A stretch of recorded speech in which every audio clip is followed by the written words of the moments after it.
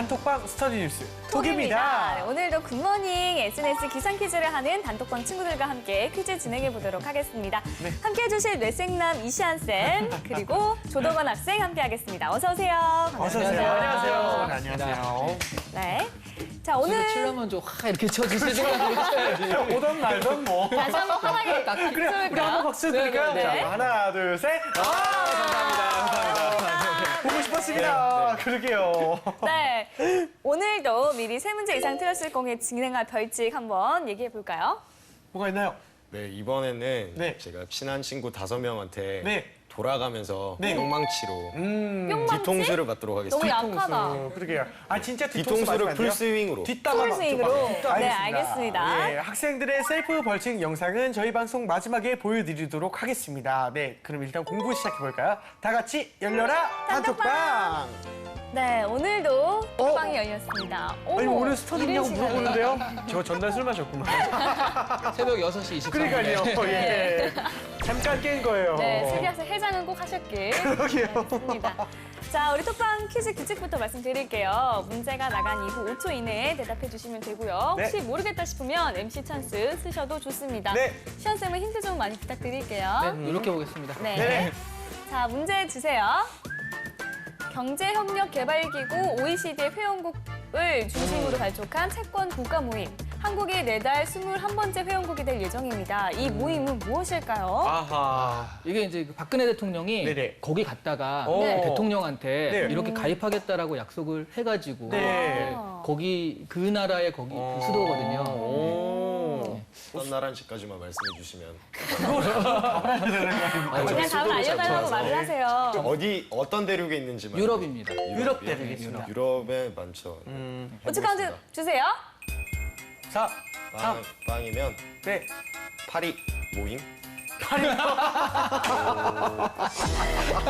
네, 이거는 이거 모임이야. 파리 모임이라고 해도 뭐 아 근데 모임과는 네. 좀 다른 게 파리 클럽이 정답이거든요. 네. 되게 애매한데요. 파리 클럽. 이건 우리 보미 씨가 이거 판단을 어떻게 해야 좀- 될까요? 네, 네. 지아 씨. 네. 사실 이것까지는 좀 정답으로 인정을 해드리고 싶어요. 네, 오. 그래서 정답입니다. 알겠습니다. 그래서 보미 씨가 이미지 관리하는 그런 게 아니에요. 누가 봐도 이게 좀 뿌렸는데, 이거. 네, 근데 정확한 명칭은 파리 네네. 클럽이니까 이제부터는 정확히 잘 알아두세요. 네. 이거는 굉장히 의미가 있는 건데요. 네. 한마디로 저 파리 클럽이 뭐냐면 저기 써 있잖아요. 채권 국가 모임이라고. 네. 그러니까 국가. 돈을 빌려준 다음에 그다음에 저쪽에서 못 갚잖아요. 예. 그럼 이쪽에서 좀 천천히 해라고 이제 마음씨 넉넉한 사람들의 모임인 거예요. 아. 그래서 좀 그 디폴트라든가 이런 것에 빠진 네. 좀 채무 불이행을 할 수밖에 없는 나라들한테 네. 채무 유예를 해줄 수 있다. 우리는. 그래서 여기에 가입했다라는 건 우리나라가 조금 이제 좀 그 세계적으로는 경제적으로 위상을 가지게 되었다. 이런 거고요. 이거는 이제 나라가 모인 거고 예. 사기업들이 모여가지고 이 비슷하게 하는 게 있거든요. 어. 그거는 또 다른 나라의 수도 이름을 따가지고 이거 클럽이라고 하죠. 아, 파리 클럽. 어딜까요? 어? 프랑스 하면은 반드시 같이 따라 나오는 영국, 왜요? 영국. 영국? 영국이죠. 예, 영국. 런던 클럽. 클럽, 모임. 런던 클럽. 예, 그건 사기업들이 이렇게 좀 채무를 좀 면제해 주는 거고요. 이거는 나라적으로 모여서 하는 걸 파리 클럽이라고 해요. 알겠습니다. 우리나라 국가의 위상을 확인하게 해주는 파리 클럽이었습니다. 자, 네. 그러면 두 번째 문제 풀어보도록 할게요. 19세기 러시아 문학을 대표하는 세계적인 문호인과 동시에 문명 비평가, 사상가였다. 사실주의 소설의 대가로 사랑과 결혼 등의 문제를 다룬 안나 카레니나 죽음을 소재로 한 이반 일리치의 죽음 등이 있습니다.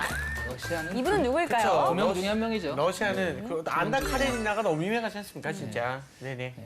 아는 네, 분이시네요. 이거는 알 것 네네. 같습니다. 어, 알것 그래요? 같습니다. 네네. 그럼 힌트 없이 바로 5초 네. 카운트 들어가겠습니다. 네. 5, 4, 3. 네, 정답 톨스토이. 톨스토이. 맞습니다. 네, 정답입니다. 우리가 이건 제가 정확하게 알고 있었어요. 스토이 같은 경우에는 귀족으로 태어나가지고 그러면서도 그 자기 영지에서 그 농노들 있죠. 네. 그러니까 농민들과 가장 옆에서 같이 생활했기 때문에 농민들의 생활을 이렇게 딱 잘 그려낼 수가 있었거든요. 그래서 그런 농민들의 생활상을 사실주의 기법으로 그려낸 걸로 유명하고요. 그 사실 이거보다 우리한테 더 알려진 건 사람은 무엇으로 사는가 이런 거가 알려져 있고요. 다음 문제 한번 풀어보도록 하겠습니다. 네.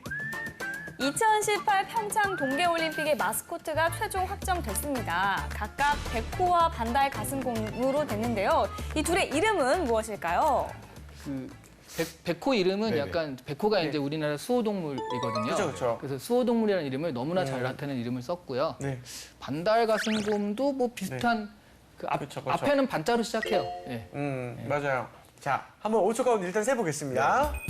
4, 3, 2, 1. 평이 창이. 네. 정답은 수호랑 단답이었습니다. 자, 이번 문제는 틀렸고 현재까지 두 문제 맞추고 있습니다. 많이 맞추셨어요, 지금. 네. 다음 문제도 한번 풀어볼게요. 땡땡땡 땡땡은 고기압 양쪽에 두 개의 저기압이 끼어 있는 현상으로 저기압이 정체됨에 따라 천둥, 번개와 폭우가 속출하게 됩니다. 독일의 한 콘서트장에 벼락이 내리쳐 관객 70여 명이 부상을 입게 된 원인은 이것이라고 하는데요. 이것은 무엇일까요? 건강식품 많이 먹어요. 네. 건강식품 네. 중에 하나죠. 건강식품 중에 하나요? 그 양쪽에 저기압에 이렇게 네네. 껴있다. 껴있다. 양쪽에 저기압. 자, 저기압이면 보통 날씨가 흐립니까? 어휴. 아니면은 맑습니까? 저기압이다. 저기 하면 흐리. 그쵸, 흐리죠. 네. 흐리죠. 엄청 흐려요, 진짜. 암흑 같아요. 아. 상이야, 이상 그냥 MC 찬스 써라. 네. 네. 그럼 MC 찬스 쓰겠습니다. 아, 나 모르니까. 저도 모릅니다. 모릅니다. 우리 둘 다 모릅니다, 지금. 큰일 났습니다. MC 찬스 쓸래요? 네, 쓰겠습니다. 네. 누구한테? 누구한테? 아까 보미 누나가 한번 저 도와주셨으니까 네. 이번엔 재환이 형한테. 알겠습니다. 과연 이게 옳은 자, 선택이었는지는 5초 카운트 봐야겠네요. 주시고요. 네. 정답 외쳐주세요. 오메가 블랙. 블랙이요? 네. 오메가 블랙. 정답은 오메가 블럭이었습니다. 땡! 미안. 이게 미안. 이게 진짜 연기인지 아닌지를 아니, 이거 왜 모르겠는 이렇게 줄 알았어. 연기 같죠? 난 블랙인 줄 알았어. 아 근데 아까 다크하다라고 해서 다크하다고 진짜 하는 진짜 진짜 나는 진짜 잘못 알은 다크하다고 것 같아요. 그게 이제 블랙을 표현한 거였는데 블록이었어? 정말 미안해. 아닙니다. 진짜 미안해. 자, 이렇게 되면 마지막 문제에서 벌칙 여부가 그렇죠. 갈리게 됐습니다. 마지막 문제 풀어볼게요. 자, 목욕을 철저히 해 몸의 때를 없앤다는 뜻으로 경영진 교체기에 잠재 부실을 다 털어내는 회계 기법을 의미하는 말은 무엇일까요? 경찰치 쌤께 전화 걸래요? 전화 찬스도 생겼나요? 아니, 불가능해요. 네, 미안해요. 저기 목욕을 철저히 몸의 때를 없앤다잖아요. 네. 네. 그러니까 목욕과 관계가 있습니다. 이 용어 자체가 목욕을 하는 게 들어가요. 그러니까 뭔가 제대로 목욕을 한다 네. 이런 느낌인 것 같아요. 제대로 맞아요. 목욕을 한다요. 화장실 용어로 뭐예요? 큰 목욕이죠. 큰 토일에. 토일렛? 많긴 많은데. 민물고기야, 민물고기. 네, 민물고기. 얘가 막 다 잡아먹어. 예. 나쁜 놈이야. 네. 이건 진짜 다 가르쳐준 거야, 진짜. 화장실에서 민물고기. 아니. 아니, 그렇게 하면은 선으로 가는 거야. 그렇지. 5초 카운트 들어갑니다. 미란다 커를 붙여. 네. 2, 1. 빅베스. 빅베스 정답입니다. 이거 내가 잘한 거야. 야, 이거 이걸 맞췄네요. 내가 인간 승리한 거야. 그냥 찍은 거죠? 진짜 행복합니다. 저 이때까지 이건 내가 잘한 거야. 와, 오늘 정말 쫄깃했어요. 대단하다, 진짜. 정말의 차이로 빅베스를 외치고 벌칙을 대단하다. 먼저 받게 됐습니다. 나도 기분 좋았어. 감사합니다. 기분이 어때요? 저 이때까지 촬영하면서 가장 진짜 가장 그러게. 울먹이고 기뻐요, 있어. 진짜. 네. 베스라는 건 이제 CEO나 경영진이 새로 교체가 됐잖아요. 네. 근데 사실은 내가 이번에 내가 교체가 됐지만 사실은 그 전 때 사장이 잘못하거나 그런 것들이 남아있을 수가 있잖아요. 근데 내가 경영을 시작했는데 그게 1년, 2년 있다가 부실이 되면 내 책임이 아닌데도 그게 책임이 될 수 있으니까 그럼 전 때 경영진의 부실이나 이런 것들을 한 번에 다 반영을 해서 그러니까 그런 부분들을 미리 털고 가자. 그러니까 그 해에는 적자가 나고 그 다음부터 이 새로운 경영진이 교체됐을 때는 그 다음부터는 제대로 해보자 이런 식이라서 그 경영진의 어떤 새로운 발걸음을 좀 해주는 좋게 해주는 그런 방법이 빅베스입니다. 네, 알겠습니다. 자, 이렇게 해서 문제 풀어봤고요. 쌤은 어떻게 보셨나요, 오늘 문제? 되게 뭐랄까 네. 아까 오메가 블록이라든가 이런 것들은 사실 알긴 어려운데 네. 그 톨스토이도 나오고 해가지고 좀 다변화되는 건 좋은 것 같아요. 그다음에 파리클럽 같은 경우에는 당장에 박근혜 대통령 때문에 그 신문지상에도 좀 나온 것들이라 네. 예전에 비해서는 좀 골고루 좀 분산되는 그 문제들이 그리고 예전에는 파리클럽 하면 파리에서 이런 게 있었다 이렇게 냈잖아요 문제를. 네, 맞아요. 그래서 점점 문제를 좀 잘 내고 있는 것 같아요. 좋네요. 다행입니다. 문제를 출제하는 안목이 높아지고 있는 것 맞습니다. 같아요. 네, 알겠습니다. 자, 이번엔 뉴스톡이 선정한 이슈 한번 공부해볼까요?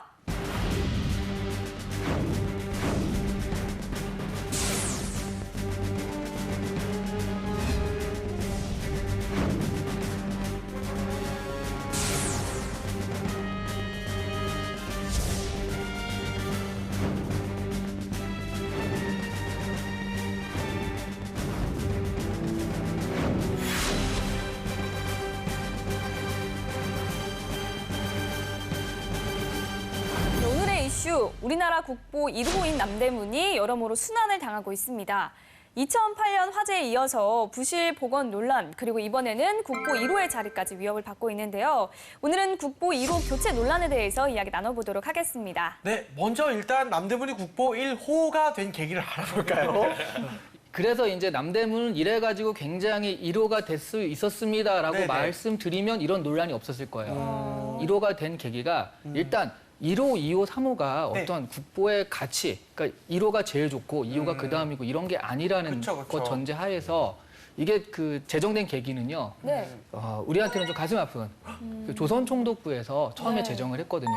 문화재를 관리하기 위해서 처음에 제정을 했고, 근데 1호, 2호를 한 이유는 그게 두 가지 설이 있는데 하나는 바로 총독부에서 가장 가까운 데서부터 지정을 했다. 그러니까 숭례문이 1호, 그 다음에 그 흥인지문이 2호 이런 식으로 그냥 가까운 순서로 됐다라는 설이 하나 있고요. 네.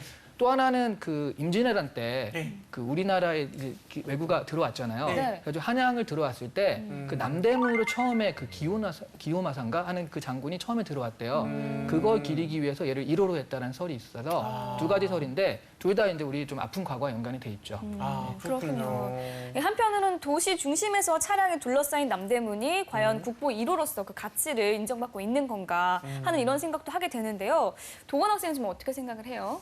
네, 그 국보 1호라는 그런 상징성은 일단 차치하고서라도 생각해보면 2008년에 화재 이후에 그 복원할 때 뭐 현판이나 기와 같은 네. 게 부실하게 복원했다는 그런 논란들이 많았잖아요. 그런 네. 말만 논란이 있었다는 것 자체로도 그렇게 가치를 인정받지 못하고 있는 것 같습니다. 그렇군요. 알겠습니다. 그럼 일단은 이 시간은 뉴스를 한번 살펴보겠습니다. 먼저 어떤 기사들이 있나요? 예, 일단 첫 번째 기사 살펴볼 네. 텐데요. 첫 번째 기사는 숭례문 대신 훈민정음, 국회로 넘어간 국보 1호 논쟁에서 그러니까 숭례문이 어떤 가치나 이런 것들이 그 국보 1호라는 게 생각보다는 그 상징성이 있다라는 거죠. 그래서 이제 그거 대신 훈민정음이라는 건 어떤가 뭐 이런 식의 그 기사입니다. 네. 그래서 일단 그 국회에 그 노회찬 정의당 의원이 20대 국회가 처음 시작되면서 국회 1호 청원으로 훈민정음 해례본 국보 1호 지정을 위한 입법 청원을 한다라고 밝혔기 때문에 문제가 이 논란이 시작이 된 거거든요. 네. 1호, 2호 하는데 그게 얼핏 보면 무슨 1위, 2위처럼 그런 어떤 가치 같은 느낌이 들어서 그러면 실제로 그런 것들을 할 때 이왕이면 좀 진짜 그 가치가 있는 게 뭐냐를 찾았을 때 문화적으로 우리의 자랑거리인 훈민정음 해례본. 훈민정음인데 훈민정음 해례본이라는 그 실물을 1호로 지정하자라는 그런 움직임이 있거든요. 그래서 그런 것들을 가지고 출발을 하는데 또 반대하는 사람들은 한마디로 아니 뭐 그 서열이 그러면 서열이 그 새로운 문화재가 발굴되면 그게 서열이 더 높으면 또 바꿔야 되는 거 아니냐. 네. 그러니까 이런 식으로 계속 거기에 맞춰서 바꿀 수는 없다. 그 말도 좀 네, 이해가 이렇게 가요. 좀 반대를 하고 있습니다. 근데 만약에 2008년에 화재가 나지 않았다면 이러한 논란이 좀 없었을까요? 이게 가장 중요한 게 뭐냐면 이 논란이 시작된 게 화재가 나서 부실 복원을 했는데 그게 유죄 판결을 받으면서 아 이게 잘못됐다. 그러니까 너무 공공연히 밝혀지면서 시작이 된 거거든요. 네. 그래서 이런 논란까지는 가지 않았겠죠. 네, 알겠습니다. 알겠습니다. 자, 그러면 두 번째 기사도 한번 알아볼까요? 예, 두 번째 기사는 어차피 이렇게 된 이 기회에 문화재 서열을 매겨가지고 이렇게 했는데 그거 네. 자체를 아예 없애자라는 그런 기사거든요. 그래서 지정권 아예 없애자는 얘기인데요. 네. 근데 이제 그 사실은 그런 게 아니다. 지금도 1호, 2호가 어떤 서열을 매기는 건 아니니까 그냥 있어야 된다. 그냥 놔두는 게 좋겠다라고 이제 사람들이 많이 얘기를 합니다. 네. 근데 실제로는 그 우리나라의 경우에 어쨌든 그렇게 하고 있으니까 많이들 하잖아요. 네. 그럼 실제로 그러면 바꾸게 되면 어떻게 되냐라고 한다면 한 480억, 한 500억 정도에 그러니까 없애는 거죠. 번호 자체를 아예 없애서 그냥 국보다라고 하면은 일단 가장 큰 문제점이 생기는 게 돈이 너무 많이 들어간다. 네. 또 하나는 뭐 이름이 비슷한 게 좀 있대요. 그렇군요. 근데 그게 어느 걸 지칭하는지 몰라서 되게 모호해진다. 그쵸. 뭐 이런 식의 얘기들을 하고 있습니다. 그것도 맞는 알겠습니다. 말씀이시네요. 네. 이렇게 두 기사를 한번 정리해봤는데요. 도건 학생은 두 기사 보고 어떤 점이 눈에 띄거나 또는 어떻게 알아볼까요? 저 첫 번째 기사에서는 네. 그 여기 나오는 문장 중에서 그 마지막 문단에 그한 문화재위원회는 국보 1호 변경을 요구하는 이들은 문화재의 가치를 중요한 근거로 들지만 네. 가치를 저울로 댈 수 있는 것은 아니다라는 문장이 있었는데요. 예. 저도 같은 의견이라서 이 문장이 가장 와닿았는데요. 그 앞서 이제 문화재 지정 할 때 이제 번호로 매기는 게 한국이랑 북한밖에 없다고 했잖아요. 네. 근데 행정상 매겨놓은 그런 번호 때문에 이렇게 논쟁을 한다는 건 굉장히 소모적인 것 같아요. 그 다른 알겠습니다. 방법들을 좀 더 강구하는 게 좋을 것 같습니다. 알겠습니다. 알겠습니다. 네네. 네, 이제 한번 본격적으로 기사에 대해서 이야기를 나눠볼게요. 네. 남대문 대신에 주장하는 게 훈민정음인데요. 먼저 훈민정음의 가치도 한번 알아봐야겠죠. 그렇죠. 이게 서열은 아니잖아요. 근데 훈민정음도 사실은 지금 문화재로 지정이 돼 있습니다. 네. 국보 70% 지정이 되어 있는 상태고요. 그렇죠. 그러니까 훈민정음 자체를 하긴 그러니까 네. 훈민정음의 창제 원리를 설명해 놓은 해례본이라는 책이 있어요. 네. 예전에 혹시 뿌리 깊은 나무라는 드라마 네, 네, 뿌기입니다. 맞아요. 있었잖아요. 네. 그때 이제 한글을 만들고 그걸 해설해 주는 사람이, 그러니까 해설해 주는 책이 있어야 되는데 그게 그 해례가 사람이 아니라 신세경이었다. 이런 반전이 있었잖아요. 네네. 그 다 외워가지고 그렇게 하는 식으로. 네, 그만큼 어떤 그 글자를 어떤 식으로 쓸 것인가를 정확히 설명해 준 이게 굉장히 중요한 거거든요. 네. 그 해례본이라는 책이 원래 있었는데 네. 그거보다 조금 더 상태가 좋은 책이 발견이 됐어요. 그래서 그 상태가 좋은 책이나 이런 것들을 가지고서 그런 것들을 어떤 그 국보로 지정을 하면은 조금 더 낫지 않을까. 훈민정음 자체가 과학적인 어떤 글자고 세계적인 어떤 우수성이 있다라는 건 여러 연구에서 증명이 됐으니까 그런 거는 뭐 당연히 전제를 하고 이런 상태가 됐기 때문에 이런 것들을 이왕이면 그럼 1호로 올리자. 그런 얘기가 등장을 한 거죠. 그렇군요. 국보의 교체, 우리 사회에 어떤 영향을 좀 줄 수 있을까요? 저는 이런 논란 자체는 괜찮은 것 같아요. 왜냐하면 당장 문화재에 관심을 가지게 되잖아요. 그렇죠. 예, 그리고 내가 생각해도 훈민정음이 좋아 아니면 뭐 남대문이 좋아 하는 식으로 자기가 또 생각도 해보게 되는데 네네. 다만 그런 교체했을 때는 그 실제로 국부를 교체하면 그 서열을 좀 인정하는 거나 마찬가지가 되잖아요. 네. 그래서 문화재에 좀 서열을 매기는 그런 느낌? 그래서 불국사는 어떻고 해서 그런 평가가 들어갈 것 같아서 그런 면에서는 좀 문화재를 서열화하는 거를 인정하는 것 같아서 약간 좀 무리 있다고 볼 수 있어요. 그렇군요. 네, 맞는 말씀이십니다. 두 번째 기사도 한번 살펴볼게요. 어땠나요, 도건 학생? 네, 저 두 번째 기사에서는요. 네. 그 현행 문화재 분류는 유형 문화재, 무형 문화재, 사적 명승, 천연 기념물 등으로 나뉘는데 같은 성격의 문화재도 다른 항목으로 지정되는 경우가 많다고 하면서 이제 안동 하회마을에 있는 걸 예로 들었잖아요. 네. 네. 저도 이런 생각을 한 적이 있거든요. 그 숭례문은 네. 국보 1호인데 흥인지문은 보물 1호잖아요. 네. 똑같이 이제 남대문이랑 이제 동대문 문인데 왜 이거 하나는 국보고 하나는 보물인지 굳이 이거를 이런 식으로 체계를 나눌 필요가 있는지 해서 굉장히 의문이었거든요. 맞는 말이네요. 그거를 사실 그래서 저 찾아봤는데 도대체 국부와 보물의 기준이 뭐냐? 그러게요. 없어요. 그럼 왜냐면- 누가 정한 거예요? 왜냐하면 네네. 이거 역시 그 서열 자체가 1위, 2위가 아니기 때문에 네. 1호, 2호인데 국보와 보물은 한마디로 그것 중에서 가장 대표적인 게 국보고 그거 비슷하지만 그런 대표성은 좀 덜한 게 보물 이렇게 지정이 돼가지고요. 그러니까 지금 사실 예전에 이제 남대문, 동대문 불렀으니까 실제로는 거의 비슷했잖아요. 네. 그러니까 그 중에 하나를 국보 1호, 그 중에 하나를 보물 1호 이렇게 대표성 때문에 하나를 한 것 같습니다. 네. 지금 문화재 관련 학회에서는 문화재 관리에 대해서 개선할 점이 많다고 하는데요. 어떤 점들이 좀 문제일까요? 저는 사실은 그래서 국보 1호, 보물 1호 이렇게 한 게 아주 나쁘게만은 생각이 안 되는 게 네. 그게 없었으면 과연 우리가 문화재를 한 개라도 알까요? 그 아니까 그래도 1호는 보고 저건 보고 이거는 네. 몇 호고라고 하지 그걸 쫙 드러났으면 아마 몰랐을 것 같다는 생각도 듭니다. 맞습니다. 네. 맞는 말씀이십니다. 근데 그러면 그렇게 그 1호, 2호 해가지고 하는 거는 관리의 편의를 위해서라는데 그게 관리가 잘 되냐면 또 그런 건 아니에요.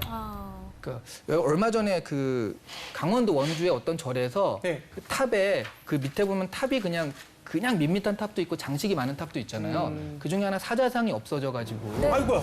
그 사자상이 도둑 맞은 것이다. 예. 그렇게 알려져 있었대요. 네. 근데 알고 보니까 네. 그 국립박물관 수장고에 그 사자상이 들어가 있더라는 거죠.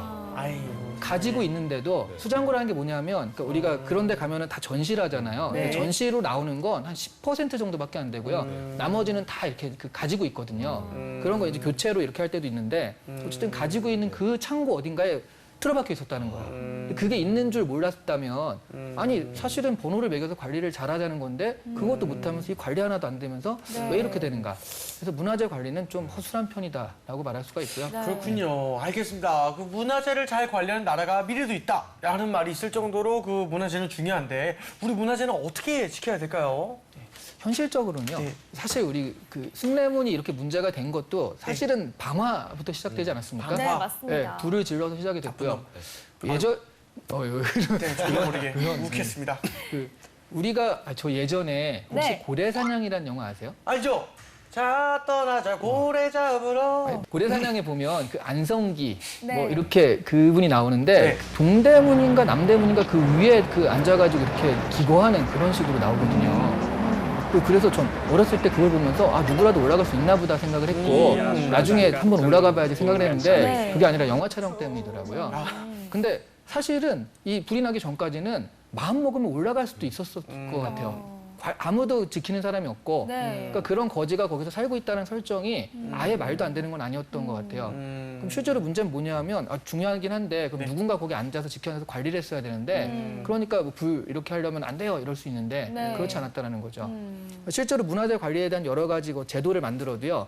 현실적으로는 지방에서 문화재를 관리하는 사람은요. 결국 그 말단 직원이거든요. 아 그렇죠. 그러니까 이분들은 문화재에 대한 상식도 없고 이걸 어떻게 해야 되는지 그다음에 퇴근 시간 되니까 가야겠다. 그쵸. 이런 것만 있다라고 그럴 수도 한다면 문제가 되기 때문에 가장 중요한 건 문화재에 대한 어떤 그 상식을 가지고 네. 그 알고 있는 사람들이 그런 실제로 문화재 관리하는 그 직무, 네. 실제적인 직무를 좀 맡을 수 있는 뭐 공무원이 될 수도 있고요. 네. 그렇게 한다면 조금 더 현실적인 방안이 되지 않을까. 네, 그래서 실제적인 직무에서 말단에서 좀 문화재를 아는 사람들이 관리하는 게 좋지 않을까. 이런 방안을 좀 생각해 볼 수 있습니다. 알겠습니다. 알겠습니다. 네네. 모쪼록 이런 국보 1호 논란이 문화재에 대한 관심을 좀 더 갖게 하고 또 관리도 체계적으로 이루어질 수 있는 방향이 더 활발하게 토론이 됐으면 좋겠습니다. 자, 이번에는 취준생의 뇌를 더욱 섹시하게 해줄 시간입니다. 이름하여 이시안의 족보를 열어라!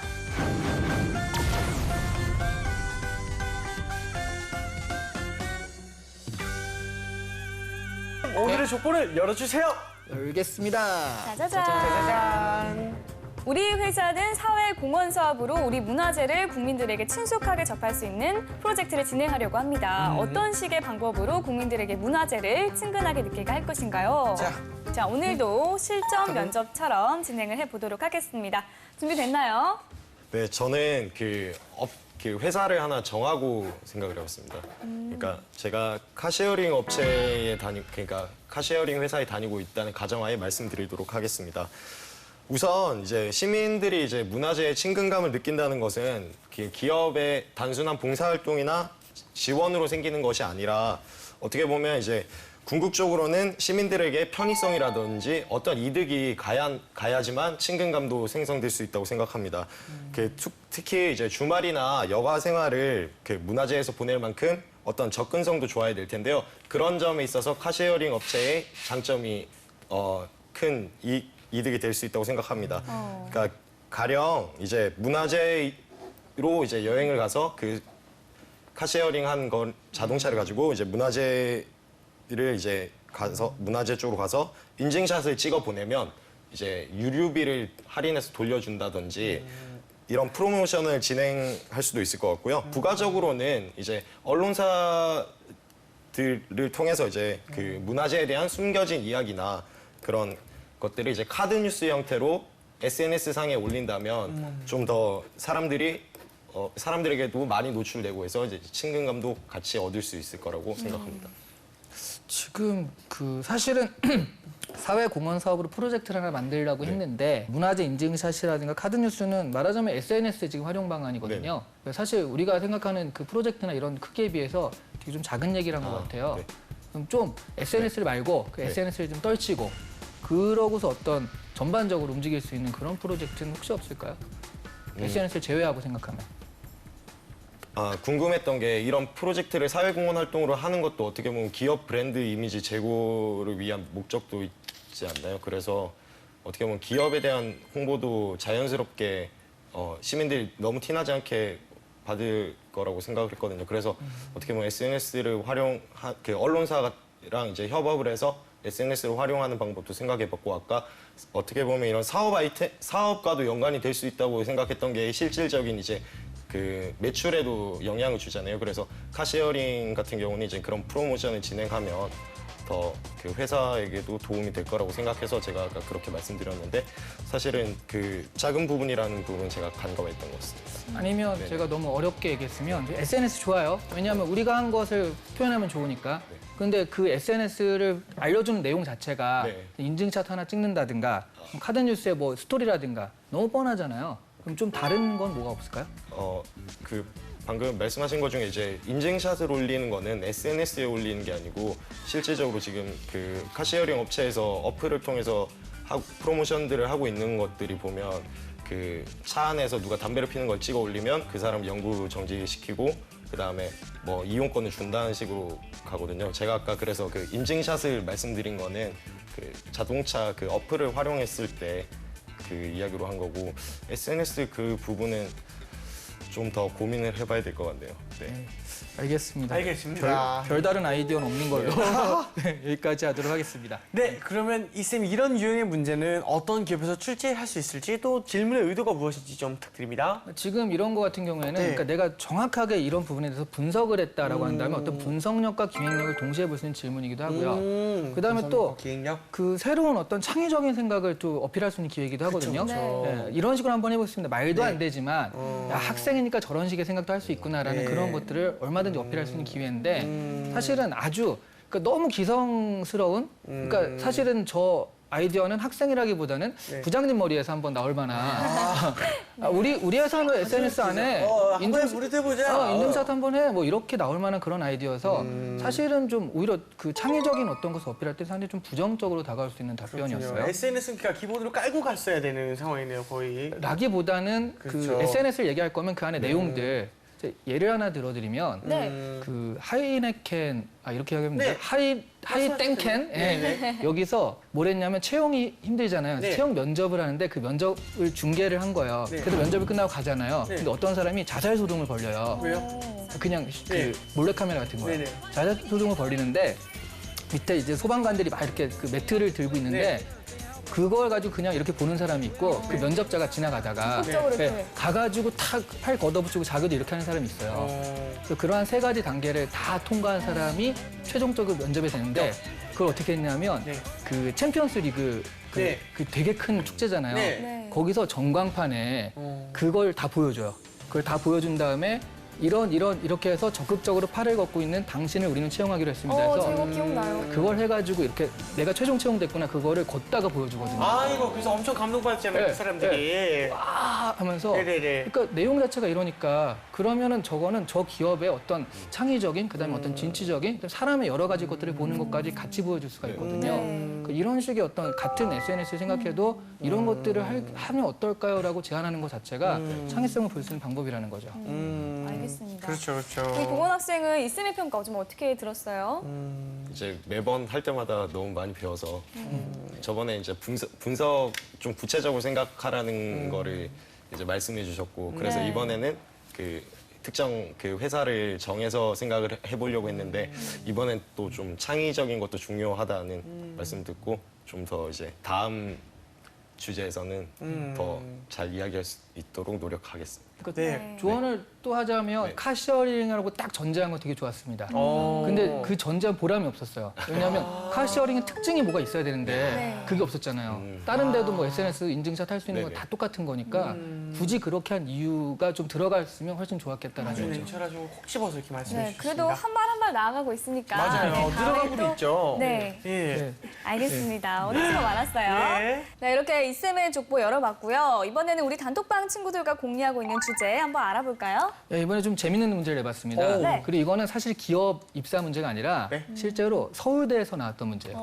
서울대에서 입학할 때 애들을 뽑을 때 나왔던 문제예요. 두 분 다 한번 잘 생각해 보세요. 알겠습니다. 남대문과 에펠탑의 공통점과 차이점을 설명해보라.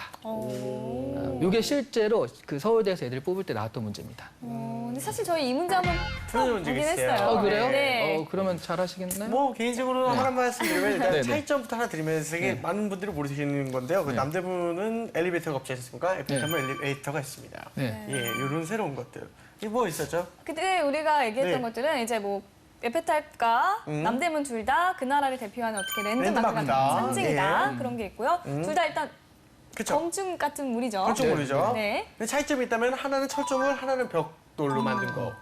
근데 저도 얼핏 생각이 나는데 내가 물어봤던 그런 분들 기억이 나는 것 같기도 하고. 아니, 그게 아니고 그러면 뭐 그런 네. 그 다른 거 말고 우리 도건 학생 도건 학생. 창의적인 맞아요. 의견 한번 그럴까요? 들어보도록 할게요. 네네. 창의적인 차이점과 창의적인 네. 공통점. 공통점은 창의적인 거. 둘 다 굉장히 뛰어난 건축 기술로 만들어진 것 같고 차이점은 에펠탑은 이제 네. 그 앞에 공원도 있잖아요. 네. 그래서 사람들이 와서 즐길 수 있는 그런 주변 경관이랑 좀 어울리는데 건축물이 남대문은 그 주위에 빌딩으로 둘러싸여 있고 좀 접근성도 떨어지는 것 같고 오히려 네, 그런 반대 차이점이 있는 것 그게 있었습니다. 그 에펠탑이 처음에 세워질 때 그 주변 경관을 망친다고 사람들이 그렇게 반대를 했었어요. 네네네. 이것도 역시나 우리 그때 풀어봤을 때 이미 선행학습이 되어 있었던. 이렇게 이 프로그램 하니까 점점 상시광이 돼가는 것 같아요. 상시광.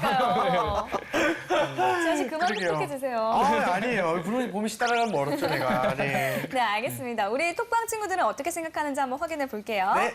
다혜 친구, 남대문과 에펠탑이 각 지역의 랜드마크라는 점에 있어서 큰 의미를 가진다.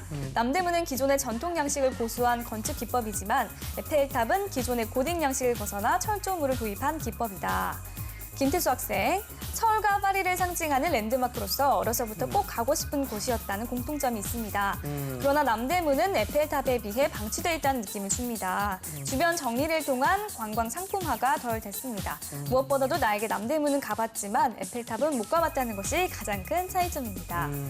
김태희 학생, 에펠탑이 세계적인 관광 명소이고 많은 사람들이 찾는 장소라는 점에 비해 남대문은 사실상 우리 국민조차 자주 찾지 않는다. 김예지 학생, 각 국가를 대표하는 건축물로 꼽히지만 화재로 인한 손상이 있었다는 공통점이 있습니다. 또한 숭례문은 국보 1호라는 번호를 가지고 있지만 에펠탑은 그렇지 않다는 차이점이 있습니다의 의견들이 있었네요. 네, 학생들의 의견 어떻게 생각하세요? 우리 도건 학생 친구들 의견 어때요? 저는 다들 의견이 좋으신데요. 저는 그 김태희 학생 의견이 그래도 태희 좀 더 학생. 생각할 여지를 주는 것 같아요. 네. 반성할 기회도 주는 반성하는 것 같고요. 그렇군요. 우리 쌤께서는 저는 사실 태희 학생의 얘기에 이전에 네. 왜 안 찾는가를 생각해보는 태수 학생이 왜 안 찾냐면 관광 상품화 덜 됐기 때문에 찾기가 힘든 거거든요. 가봤자 할 것도 없고. 근데 에펠탑은 가면은 그 엘리베이터 타고 올라가기도 하고 네. 여러 가지 할 게 있으니까 그런 면에서 좀 더 원인을 밝혀주면서 태수 학생이 태희 학생보다는 조금 한 단계 의견을 좀 낸 것 같고요. 근데 여기서는 만약 제가 취업 면접에서 만약 이런 것이 나와가지고 얘기를 했다라고 한다면 저는 예지 학생을 뽑을 것 같아요. 베스트 댓글로. 네, 왜냐하면 지금의 어떤 시사적인 것들이 들어가 있잖아요. 지금 이 논란이 됐고 네. 그런 상황에서 지금 한다면 그런 어떤 시사적인 것들을 반영해가지고 얘기를 할 수가 있으니까 이 친구는 적어도 신문은 꼬박꼬박 보는구나 이런 느낌을 주기 충분하거든요. 그래서 좀 비슷비슷하지만 그 중에서도 취업 면접에서라면 예지 학생을 뽑겠습니다. 알겠습니다. 우리 김예지 학생이 베스트 댓글로 선정됐습니다. 축하합니다. 축하합니다. 자, 오늘의 이슈 국보 1호 교체 논란에 대해서 이야기해봤습니다. 이제 정리를 한번 해볼까요? 네. 국보 1호다 뭐 그런 것이 가치는 아니다라는 건 모두 전제하고 얘기를 하고 있거든요. 네. 그래서 그런 부분은 가치는 아니지만 뭐 그걸 교체하고 말고는 좀 더 논의가 돼야 되는 부분 같아요. 근데 이 논란이 온 김에 우리가 이제 정말 우리가 생각해야 될 거는 이게 문화재에 대한 관심을 좀 가지고 평소에도 그 일부라도 찾아보고 네. 그런 식으로 좀 그 한국 사람이라면 한국의 문화재 몇 개쯤은 외국인들에 소개해 줄 수 있는 그런 소양을 가지는 계기가 됐으면 한다라는 게 생각입니다. 알겠습니다. 도건 학생 오늘 어땠어요? 네, 방금 이쌤 말씀하신 것처럼 이제 우리 스스로 좀 더 문화재에 대한 관심을 가져야 될 것 같아요. 네. 그리고 이제 보존하는 거에 있어서도 네. 문화재청에서 좀 더 신경 써서 이제 관리해 주시길 기대하겠습니다. 알겠습니다. 오늘의 뉴스톡은 여기까지 하고요. 저희는 다음 시간에 톡방 열겠습니다. 감사합니다.